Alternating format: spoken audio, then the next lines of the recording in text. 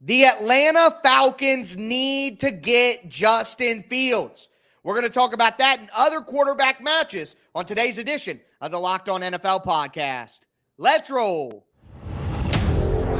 You are Locked On NFL, your daily NFL podcast. Part of the Locked On Podcast Network, your team every day.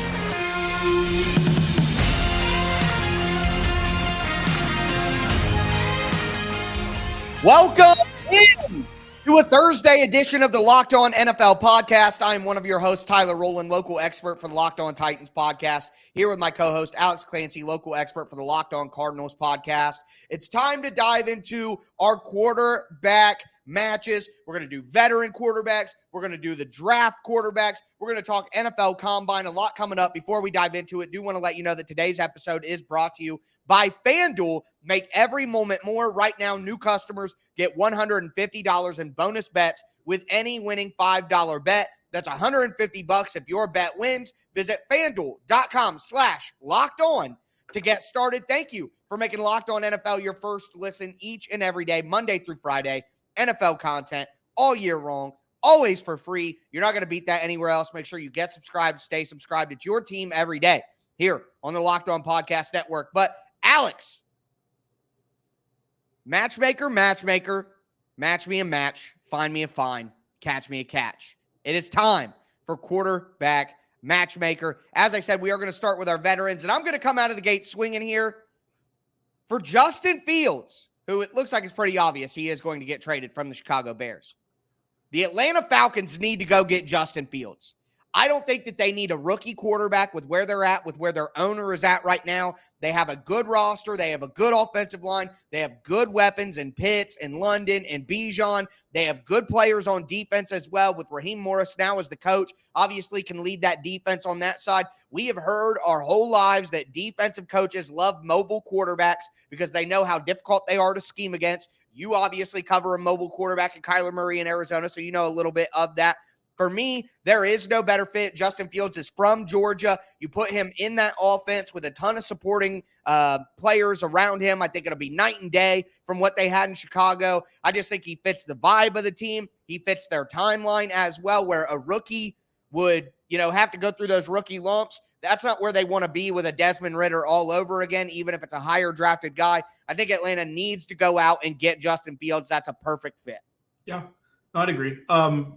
In regardless of how high the peaks have been with Justin Fields, I mean, he had some Lamar Jackson rookie year running numbers a couple years ago where they just shattered records.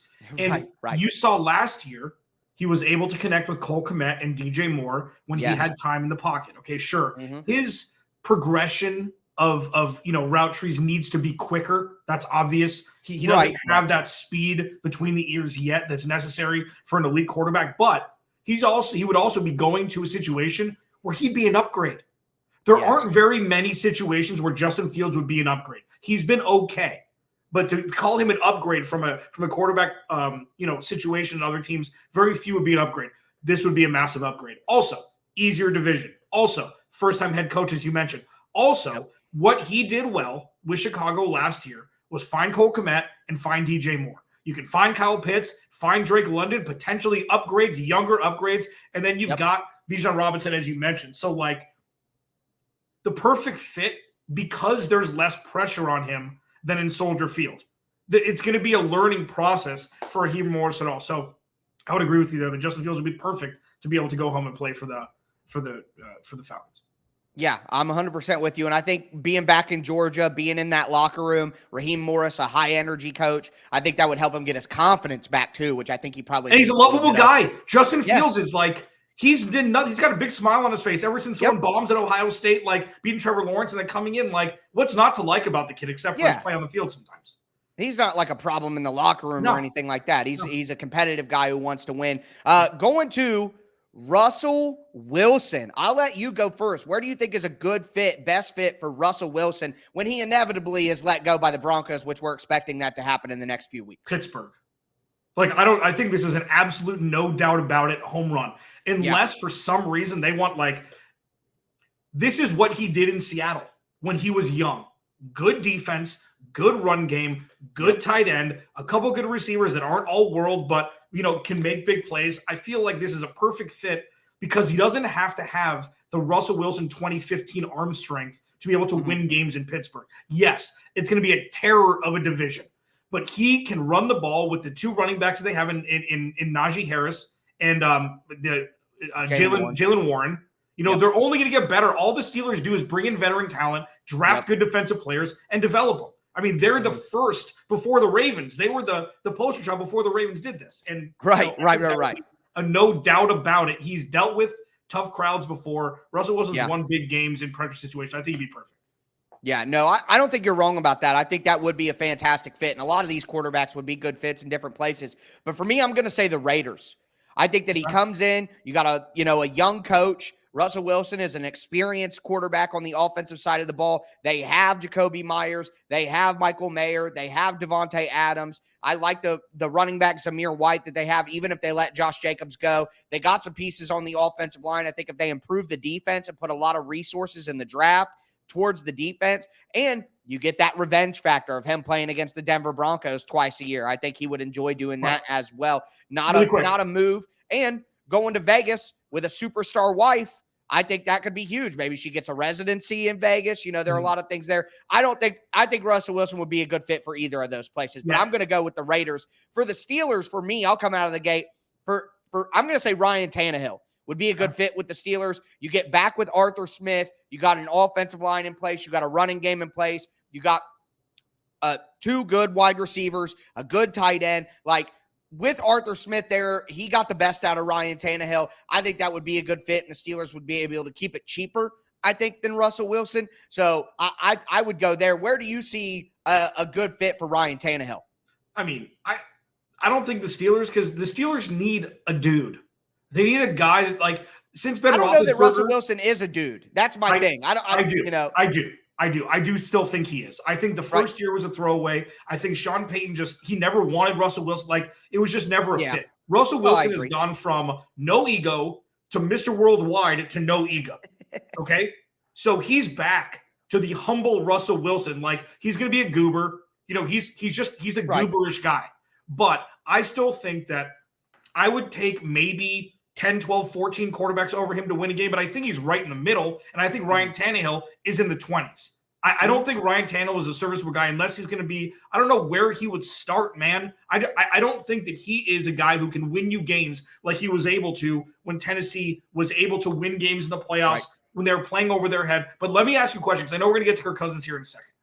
Is there a world where you see Russell Wilson wearing 49ers colors next year? Now, just before we do anything here, he's an upgrade. He is Brock Purdy. They're, especially this time in his career, they're very similar skill set. And Russell Wilson, more athletic, but yeah. Right. Well, right. Yeah. But I think Russell Wilson could elevate that roster. If they're going to bring in a guy, I'd much rather have a guy like Russell Wilson who can make the throws short, intermediate, and long with less big bonehead plays that Kirk Cousins makes throughout his career than bringing Kirk Cousins in at a higher price tag. I mean, is that insane? I mean, your general analysis there is not insane, but they're not moving off of Brock Purdy, so I don't understand. So you don't think Kirk Cousins? So you don't think that they could bring Kirk Cousins in if Kirk Cousins is a team-friendly deal? No. So you don't think it's a non-starter? One, they don't have the salary cap situation, in my opinion, and two, I don't think they're moving off Brock Purdy. He just took them to the Super Bowl. They got to keep taking advantage of his cheap contracts. But with Kirk Cousins, for me, it's cut and dry. He needs to go back to Minnesota. I think he does end up back in Minnesota. That's clearly the best fit for him. Going somewhere else, restarting the process, all that. I think there are better teams out there with better rosters than what Minnesota has right now, but I just don't see him as a better fit for Cousins than what Minnesota can offer.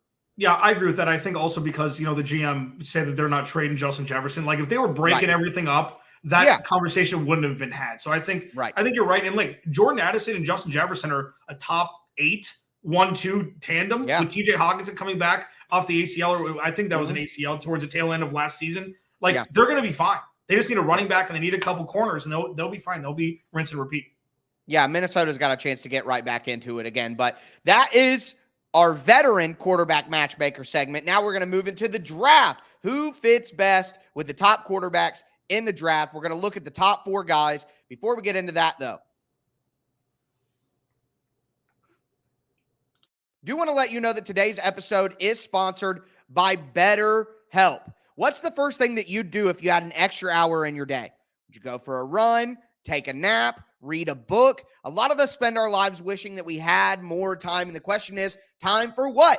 If time was unlimited, how would you use it? The best way to squeeze that special thing into your schedule is to know what's important to you and make it a priority. Therapy can help you find what matters to you so you can do more of it. If you're thinking of starting therapy, you have to give BetterHelp a try. It's entirely online. It's designed to be convenient, flexible, and suited to your schedule. You just fill out a brief questionnaire to get matched with a licensed therapist. And one of my favorite things about BetterHelp is you could switch therapists anytime for no additional charge. Learn to make time for what makes you happy with BetterHelp. Visit BetterHelp.com/lockedon and get 10% off your first month. That's BetterHelp, HELP.com/lockedon.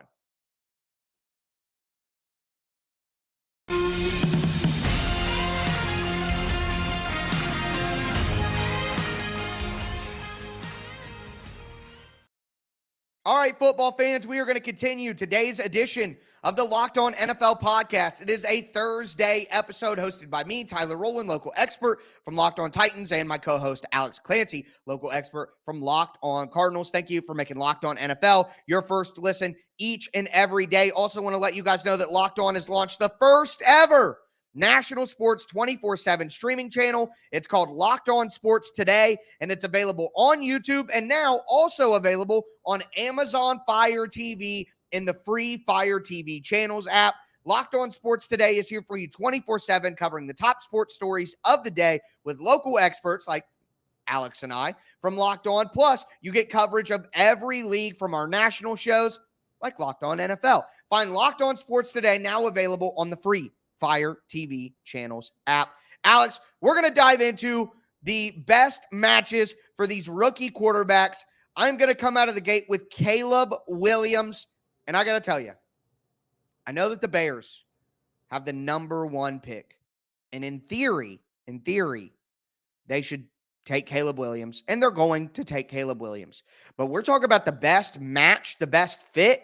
For me, Caleb Williams and the Washington Commanders are the best fit. He's from the DMV area.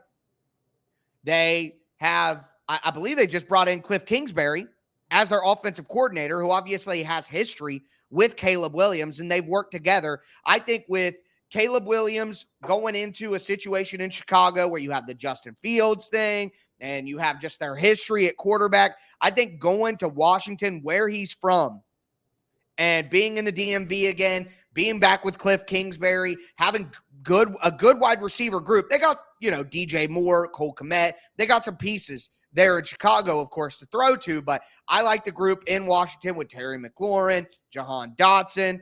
I think that going to Washington with the blank canvas that they really have there would be a better fit for Caleb Williams if we're making perfect matches. I would like to see Caleb Williams with the Commanders. Who do you think Caleb Williams would fit best? Chicago. I mean, the offense is more ready to go. Like right. The Washington offense last year, especially with the offensive line, was at times tough to watch. Struggles, yeah. Regardless of who the quarterback was, Terry McLaurin, he's a fascinating case study in so much is the situation that you're in as a wide receiver one. Like if he were with Kansas City, he'd be all pro. Right. And he's made the best out of a crap box situation at quarterback, whether it be Taylor Heineke or Sam Howell last year or anything in between. Like Caleb Williams is supposed to be a better version of Justin Fields. Otherwise, they wouldn't move off from Justin Fields. They play very similarly, even though Justin Fields is a little bit more apt to run than Caleb Williams, even though Caleb Williams had a lot of chunky yard gains on the ground last year with broken plays. It's supposed to be just an upgrade, a Justin Fields, a 1% Justin Fields and Caleb Williams. And I think that's why it's a fit. Like, you bring the stud quarterback, they're ready to rock in Chicago. Right. They're ready to go. So I think the Caleb Williams, I think it's even if Chicago wasn't number one overall, I think that it's an upgrade from Justin Fields. They're kind of the same player. And I think that's what they're looking for, and that's why it's the best fit. Yeah, that's fair. How about Drake May? Who do you think he would be best with if he got drafted? Yuck. Or when he gets drafted, let's be honest. I think not anybody in the top 4 or 5. Like, I don't think there is a good fit for New England. I don't think that rookie quarterbacks in New England work. Right. Especially one that's going to be thrust into action right away. That seems like a very Jimmy Garoppolo-ish kind of situation there where they kind of figure out the rest of the team, have a guy to kind of be a bridge quarterback. I mean, maybe Denver. Like, I think that Drake May needs a guy. He needs a head coach who can coach him from day one. He's probably going to start day one. Whoever Denver drafts, whether it be Bo Nix or whoever it may be, whoever's going to be there at 12, I think a team like Denver is going to be where you have Sean Payton, you have a guy who's a quarterback whisperer who can just coach you right away instead of having to kind of learn a lot of it on your own, like a lot of young quarterbacks have to do in this league. So I'd probably say Denver, but Drake may not be a top 5 kind of guy, even though he's going to be drafted potentially that high. Right. No, I'm with you there. I totally agree with that. I think for me, I do like him in New England. I think that he's going to be embraced by the fan base. I'll say that there. I think that New England is a situation. I think that Washington kind of has this too. I think Chicago, they want to win right away.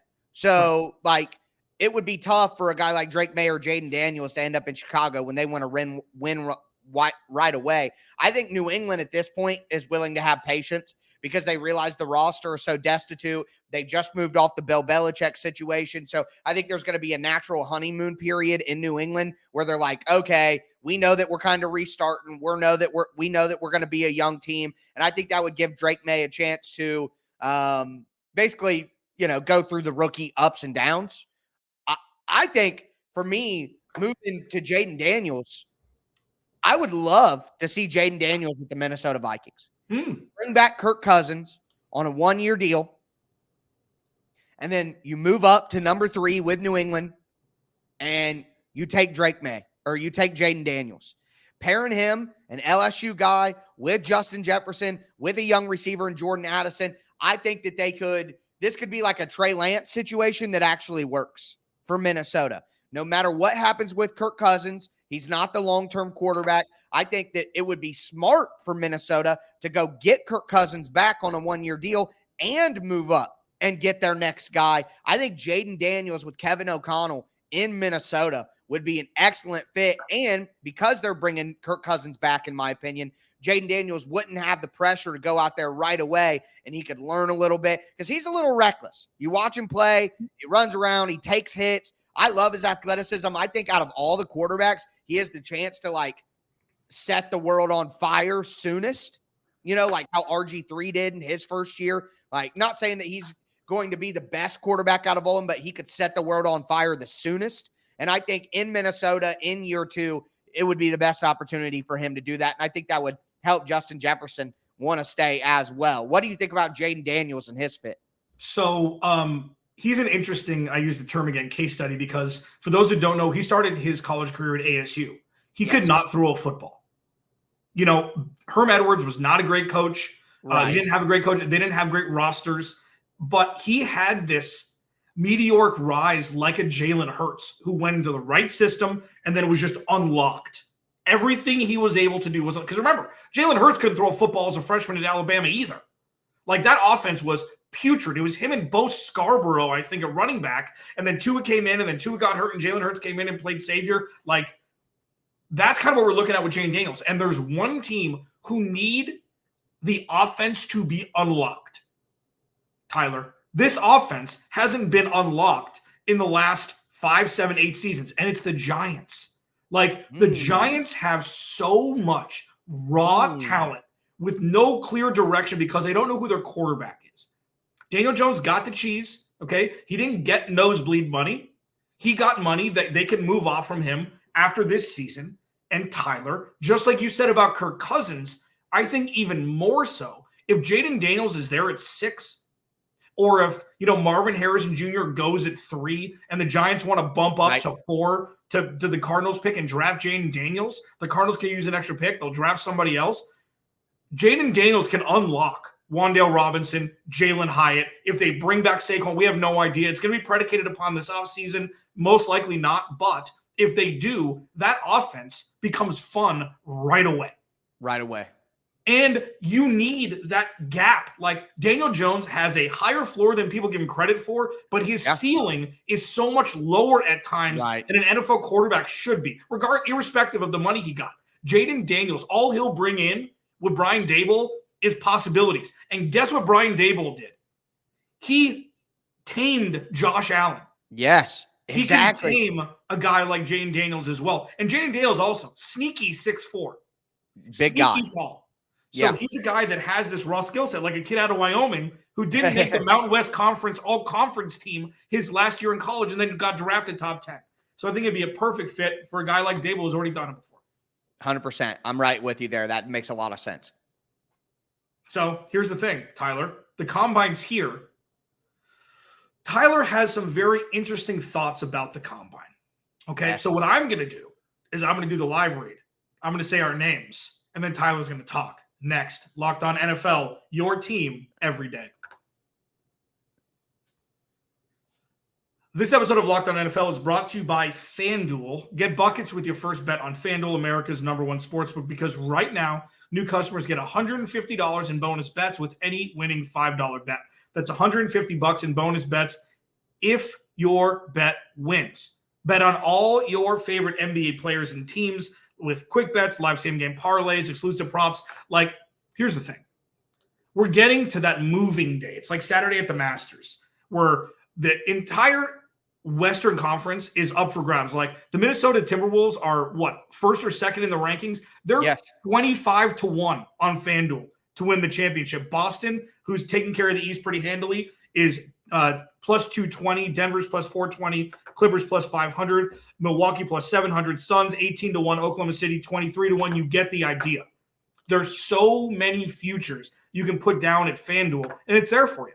It's there for you. The NBA landscape hasn't been this wide open in a long time. So go to FanDuel. You get $150 in bonus bets, new customers with any winning $5 bet. Just visit FanDuel.com/lockedon and shoot your shot. FanDuel, official sportsbook partner of the NBA.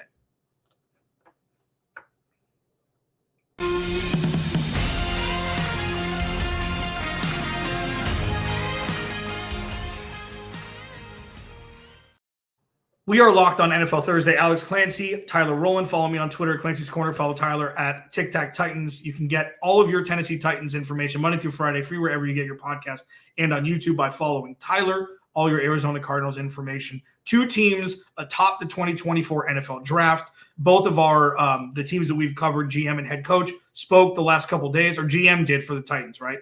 No, both GM and coach. Both GM and did.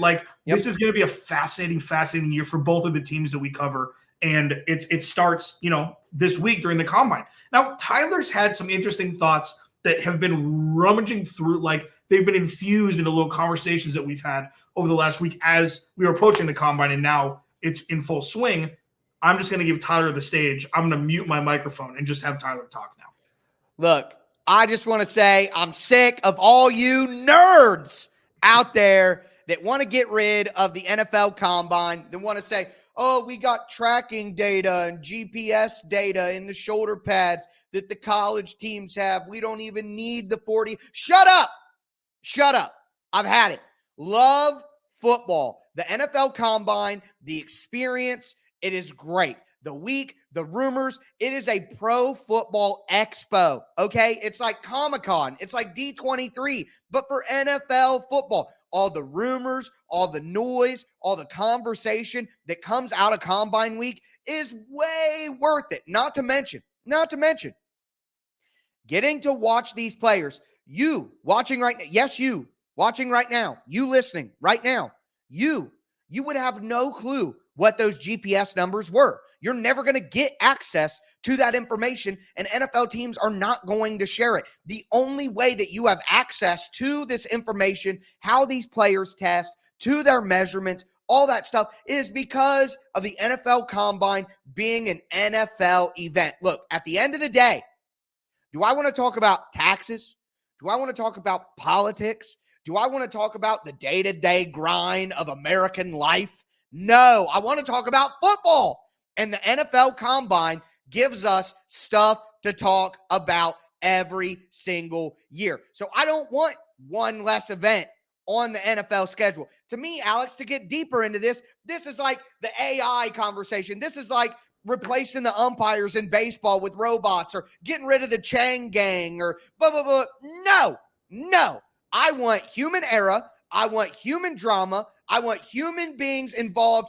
I want art, not science. You nerds, get out of here with your science. Science makes life boring. Quit trying to whittle down everything to some equation on a piece of paper. No, I want to see guys out there in t-shirts and shorts catching footballs, running. I don't care what you think about it. It's great entertainment for me. And at the end of the day, we get a short time on this little rock, and I want to fill it with as much football as I possibly can. So we shouldn't even do the combine anymore. We get GPS number. Take and shove it, you nerds. Football. That's all I got to say.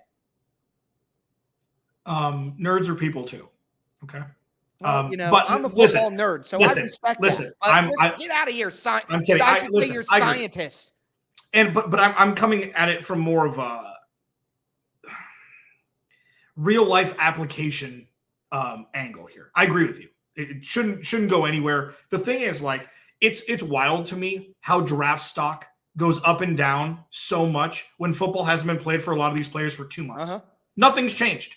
Right. Nothing's changed from this player's talent level. You've had the tape forever. You've looked at all the tape forever. Yet stock goes up and down and up and down and up and down. One person puts out a mock draft where one quarterback goes higher than the other, and then there's just this whittle down effect where it's just like everything. It's just it's like herd mentality at times. So this is the first time, especially those fringe guys who maybe almost didn't get welcome to the combine, invite to the combine, and not the top tier guys who are going to go top regardless. This is their first taste of NFL pressure. This is their first taste of actual metrics pertaining to what NFL front offices look at. Sure, real game, running the 40. It doesn't matter if a 300-pound defensive lineman runs a 4.4. That doesn't make because it's closing speed, it's things like that. So there's some folly to it.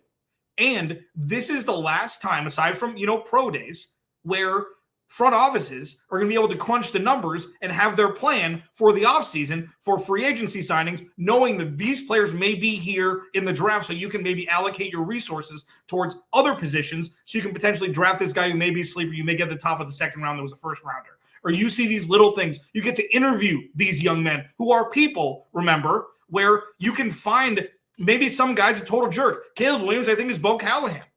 I think nobody would go to his 21st birthday. And it's everywhere. It's ringing.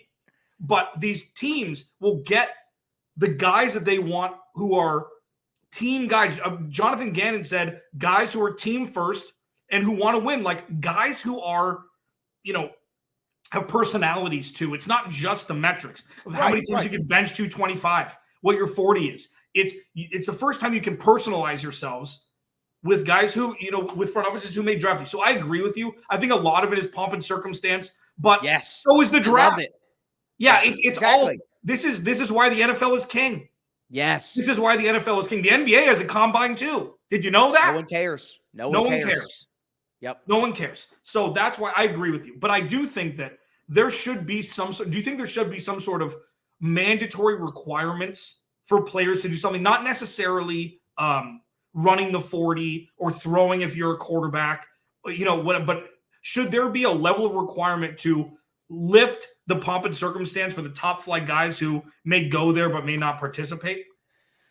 I think that's a dangerous thing. I just think it's too hard to do. There are so many guys. I mean, there's 250 players there, something like that. 250 get drafted. I mean, there's only 5 to 10 guys that can, realistically skip on it just to skip, like Marvin Harrison Jr. did. So I don't think that it's a big enough problem to where they have to do that. I think most of these guys have to take this opportunity and need to take this opportunity to try to boost their stock. And honestly, like you were saying, like people move people up and down their draft boards. We talk about guys who are risers, fallers based on the combine. All that stuff may be nonsense, but I'd rather talk about that nonsense than the other nonsense in the world. Well, and that's selfish for us too, because this is content, especially with a team who was so bad, like the Cardinals and the Tennessee Titans this year. This is hope.